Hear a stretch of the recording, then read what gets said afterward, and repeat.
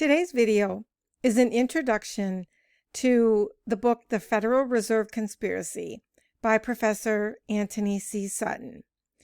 Anthony C. Sutton was born in London, England in 1925, but he spent most of his life in the United States after obtaining citizenship here.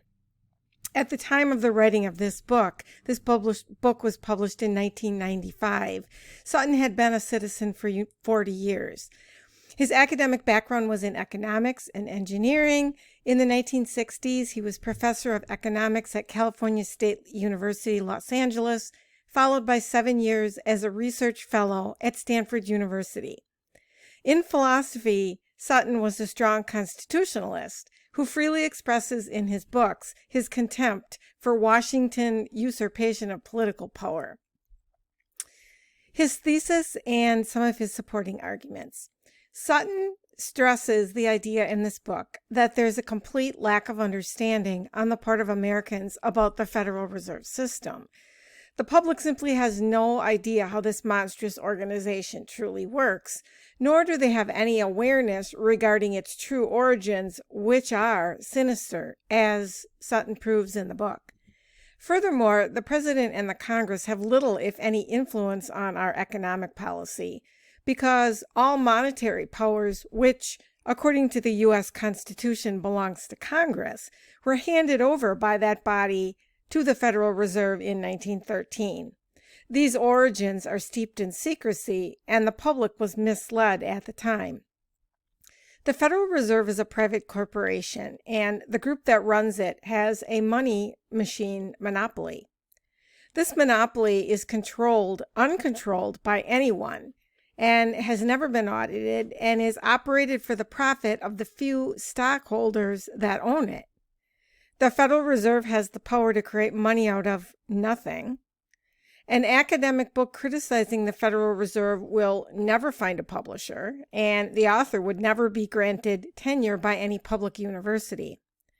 The reason this whole system is allowed to continue is entirely due to the fact that the American people are, in part, not educated by the institutions of learning in American society, which focus on the development of cogs for the state machine as opposed to the development of the individual, and in part because Americans are unmotivated to ask questions and demand answers from those who run our government. There are 10 chapters in this book. It's a relatively brief book. It's only 83 pages long, and I'll be breaking it down into a couple of parts. The chapters discuss the history of the banking system of the U.S. and details hour by hour the events that led to the passage of the Federal Reserve Act of 1913. The last chapter of the book is all about the Federal Reserve today. Of course, we have to remember this book was published in 1995. Summary of the main ideas of the book. Since the inception of our constitutional republic, which was fashioned by our founders, a group of elitists that Sutton terms the money power have sought to gain control over the finances of the United States. He discusses the ideas of Thomas Jefferson with regard to the survival of the republic. The Jeffersonian ideal was the idea that the United States would be a small republic made up of small, property-owning citizens who had a strong sense of civic awareness and high regard for the rights of their neighbors. The Jeffersonian ideal centered around the idea that the best government is the least government, and he was opposed to government being collectivized and centrally controlled. Jefferson rejected both socialist ideas and the monopoly power of elite bankers because he thought their motives anathema to American liberties. Said Jefferson, "If the American people ever allow the banks to control the issuance of their currency, first by inflation and then by deflation, the banks and corporations that will grow up around them will deprive the people of all property until their children wake up homeless on the continent their fathers occupied. The issuing power of money should be taken from the banks and restored to Congress and the people to whom it belongs. I sincerely believe the banking institutions are more dangerous to liberty than standing armies." The main opposition to this position at the time of the founding of the United States of America was Alexander Hamilton. Hamilton was very connected to the autocratic tradition in Europe that was bent on winning through a banking monopoly what could not be won politically. Hamilton also had a conflict of interest in that the Constitution of the Bank of New York was in fact written by him. In addition, there was a remarkable association that, of course, has not been emphasized by establishment textbooks between this same New York bank and none other than the famous Roosevelt dynasty. Topic for another video. The contest between the Jeffersonians and the Hamiltonians was eventually won by the Hamiltonian faction, and a Bank of the United States was created. When its charter ran out, the push began for another central bank. The president that opposed the second Bank of the United States was Andrew Jackson. Sutton describes Jackson as the last anti-elitist president. Jackson argued that it is inconsistent with any of the powers granted that our government should form a corporation and become a member of it. The founders were too well aware of the corrupting influence of a great moneyed monopoly upon government to legalize such a corrupting monster by any grant either expressed or implied in the Constitution. Another notable quotation from Jackson noted by Sutton is this one, regarding the increase of government debt. The motive of the enormous extension of loans can no longer be doubted. It was unquestionably to gain power in the country and force the government through the influence of the debtors to grant a new charter.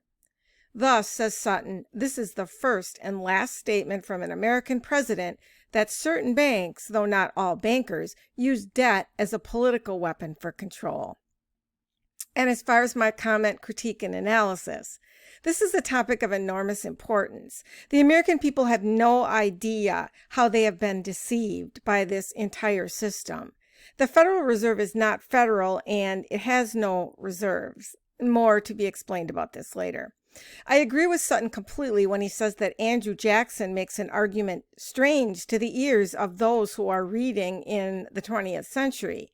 The only currency known to the Constitution of the United States is gold and silver. This is consequently the only currency which that instrument delegates to Congress the power to regulate.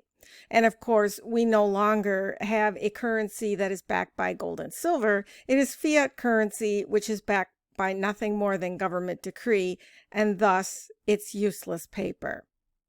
I think that Andrew Jackson, were he alive today, would consider the present Federal Reserve System, which is a private banking cartel, to be unconstitutional, and I think it would be the money monster that he referred to of our present day.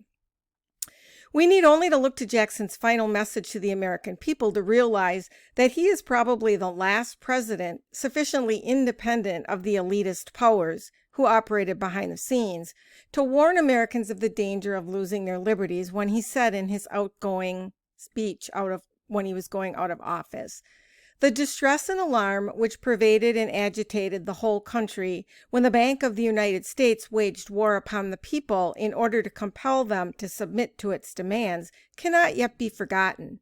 The ruthless and unsparing temper with which whole cities and communities were oppressed, individuals impoverished and ruined, and a scene of cheerful prosperity suddenly changed into one of gloom and despondency, ought to be indelibly impressed on the memory of the people of the United States. If such was its power in a time of peace, what would it not have been in a season of war with an enemy at your doors? No nation but the free men of the United States could have come out victorious from such a contest. Yet, if you had not conquered, the government would have passed from the hands of the many to the few, and this organized money power, from its secret conclave, would have dictated the choice of your highest officials and compelled you to make peace or war as best suited their own wishes." Some additional questions to think about. First, why is the American public utterly clueless about the enormous scam that is the Federal Reserve System? Yet again, the Constitution is being sidestepped here. What will it take for our government to return to the fundamental principles on which it was based? When will this system collapse under its own weight? It is a debt-based system. That means that in order to even have a monetary system, we must go further and further into debt. How can this be sustainable? What is the role of the public school system in perpetuating this scam? Students in school are now being subjected to a cultural Marxist agenda, along with the Hegelian principle that the state is supreme. They are taught that big government, which is not supported by the fundamental principles laid out by our Constitution, and its bailouts are the answer to all of our problems. It seems this will only act to keep the printing presses rolling, more and more and more debt. When will schools be held accountable for the failure to make students aware of the unconstitutionality of this whole system? Not to mention the fact that because we have not heeded the warnings of Jefferson and Jackson, we will ultimately lose not only our land and our property, but our liberties as well. See you next time.